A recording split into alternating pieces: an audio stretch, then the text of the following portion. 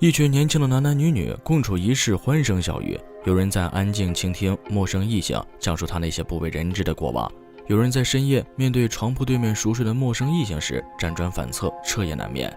单身的女孩第二天醒来的却不知所措。你想知道的故事，这个地方都有。别想歪了，猫爷说的是青年旅社。没错，就是那个曾经几十块钱一晚，并且可以男女混住，是经济条件有限的年轻人出行第一选择的青年旅社。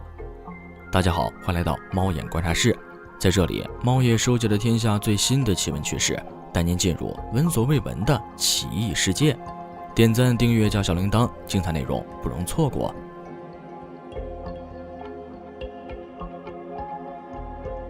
青年旅社起源于上世纪初的德国，主要为游客，特别是背包客提供便宜方便的短期住宿，也可以为来自不同国家地区的年轻人提供一个文化交流场所。1999年9月，中国第一家青年旅社协会——广东省青年旅社协会正式成立。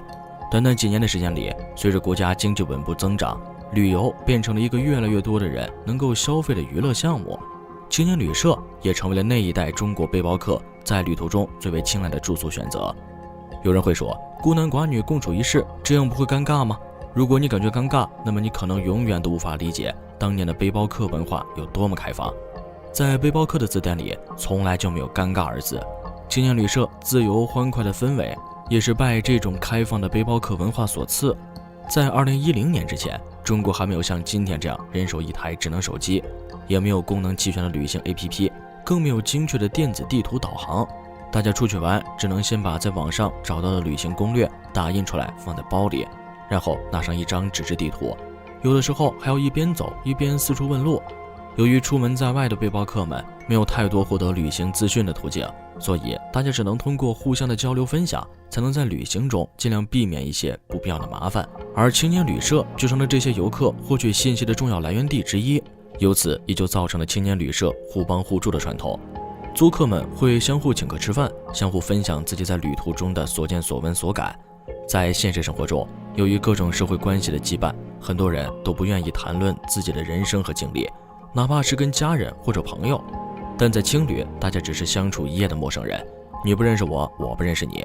旅客们愿意分享自己的人生故事和感悟，分享的同时也可以听到很多他人的有趣经历。一些志同道合租客还会就此结伴而行，甚至成为生死之交。如果月老显灵，遇到令你心动的小姐姐，也许还能成就一段美好的姻缘。当年一些年轻人选择青年旅社是为了节省费用，但是并不是所有来住青年旅社的人都是为了省钱。住青旅的除了背包客，还不乏一些富二代的年轻人，他们冲着的是青旅的氛围和文化。对于那些20多岁没有太接触过这个世界的年轻人来说，他们容易被这些东西所打动。有钱的人和没钱的人同住在一个房间里，晚上大家坐在院子里一起聊天，畅谈对过去的感慨和对未来的展望。表面看起来大家都是一样的，毫无差别。第二天，大家又背上各自的行囊，从天南海北来，又回到天南海北去，回归自己原本的生活。这是青年旅社独有的景象，也是这个世界最残酷的地方。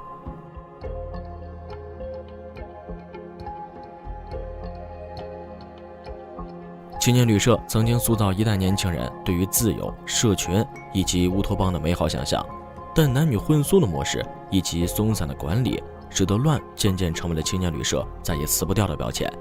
在某论坛上，关于青旅真的乱吗这个问题下面，一位匿名网友讲述了自己在一家青旅做义工的经历。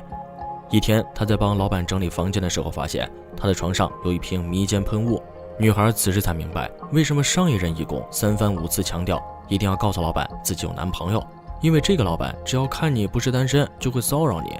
2018年时，成都一家青旅则被曝光公用浴室的墙上有一个小洞，一位住客发现老板偷看女住客洗澡。警方还在老板的手机里找到了不少住客的裸照，尽管事后老板声称自己是被他人陷害，但类似新闻的频频发生，仍然让许多对青旅感兴趣的人望而却步。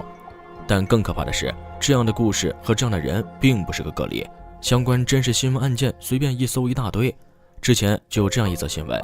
一青年旅社老板看上了一个女住客，便找了个借口支开了同行的另一个女生，然后反锁门对其进行表白。在遭到拒绝之后，老板并没有离开，而是强行进行搂抱亲吻，还在这个女生的脖子上留下了清晰的吻痕。女生大声呼救，老板不得已才放弃侵犯的这一个行为。事后青旅社的老板则表示自己是喝醉了，头脑有点不清醒，他可以适当做出补偿，但实际上喝酒了喝醉了没有，全凭他一张嘴的事儿，这也极为有可能只是他的一个托词而已。诚然，青年旅社是比宾馆酒店的价格低得多，但其安全性和舒适度是完全不一样的。舒适度我们可以先抛开，毕竟有些人对居住的环境确实没有太高的要求，但安全性则不可以忽略，更不可以不重视。从上面的新闻案例中可以知道，像这种青年旅社大多数是没有严格的规章制度的，更多的是靠人为的自我约束。但人为的自我约束对于一些没有道德感以及控制不住自身欲望的人来说毫无用处。青年旅社的经营者会认为，反正这是自己经营的店，事情也不会闹大，闹大了给点钱打发了就是了，这点钱我还是有的。而对于选择青年旅社的男人来说，有相当一部分是别有目的的，或者可以这样说，他们并不缺钱。男女混住就意味着他可以看到形形色色的女人，如果条件允许的话，甚至可能揩到油，或者是忽悠对方跟自己上床。在刚入住只有你们或人少的情况下，他还可能会故意占你便宜，如果你制止了他，他就会停下来；如果你没有制止他，他就会得寸进尺。而在这些男人眼里，会选择住青年旅社的女人，要么就是穷，要么就不正经。想要拿下这样的女人还是很轻松的，不用付钱，更不用培养感情，就能跟女的上床，多省时省事省力，何乐而不为呢？他就好像是把青年旅社当成了自己猎艳的场所了，即使无法猎到想猎的艳，至少也是能一饱眼福，怎么也亏不了。综合看下来，如果条件允许的话，最好还是不要住那种男女混住的青年旅社。其实不单只有人身安全没法保障，财产安全也很难得到保障。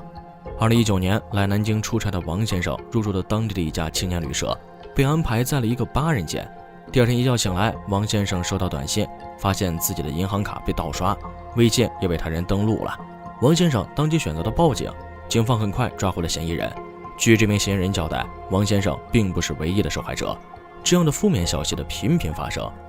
更让想去青年旅社的人们打消了念头，老老实实的订酒店去了。如今更年轻的00后们更是对青旅文化提不起任何的兴趣。随着大家物质生活条件和观念的改善，许多年轻人更无法接受8人间、公共浴室，甚至是男女混住的住宿环境。对于他们来说，一个人的舒服才是最重要的。他们宁可多花点钱去找一个酒店，在独立的浴室里洗一个热水澡，然后躺着柔软的床上刷手机。越来越独立的年轻人不愿意融入一个陌生的交谈群体，也不想跟任何人分享自己的过去。现在支持青年旅社生意的人依然是10多年前那批背包客们，尽管他们早已人到中年，再也不是从前那个鲜衣怒马、且歌且行且从容的少年了。在青年旅社的硬板床上，他们看着空空的屋子，满眼都是曾经那个心比天高的自己，在回忆过去的同时，又感叹着那个属于青年旅社和初代背包客们的那个年代一去不复返了。好了，今天的内容到这里就结束了。大家有什么关于旅行住店的有趣经历吗？欢迎在下方留言分享。最后再求一波点赞和订阅。如果你喜欢我的影片，千万别忘了按下小铃铛，这样才不会错过接下来的精彩影片哦。我们下期节目不见不散。